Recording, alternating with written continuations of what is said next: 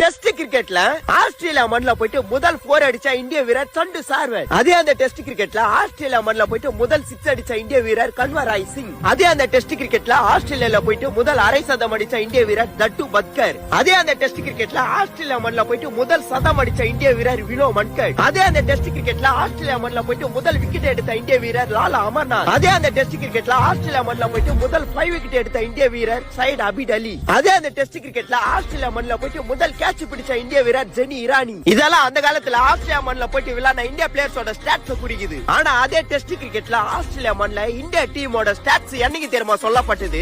2018ல சொல்லப்பட்டது. டெஸ்ட் கிரிக்கெட்ல ஆஸ்திரேலியா மண்ணில் இந்தியா டீமோட ஸ்டாட்ஸ் அன்னைக்கு எல்லாராலுமே பேசப்பட்டது. ஏன்னா அந்த 2018ல தான் டெஸ்ட் கிரிக்கெட்ல இந்தியா ஆஸ்திரேலியா மண்ணில் போயிட்டு முதல் முறையாக ஒரு சீரீஸை வின் பண்ணாங்க. அதுவும் அன்னைக்கு இந்தியா சாதாரணமா ஜெயிக்கல. இந்தியா பிளேயர்ஸ் அன்னைக்கு உடம்புல பல வலிகளை தாக்கி கொண்டு விராட் கோலியோட கேப்டன்சில ஜெயிச்சாங்க. இன்னைக்கு வரைக்கும் டெஸ்ட் கிரிக்கெட்ல ஆஸ்திரேலியா மண்ணில் போயிட்டு டெஸ்ட் சீரீஸை வின் பண்ண முதல் இந்திய கேப்டன் யாருன்னா அது விராட் கோலி மட்டும்தான்.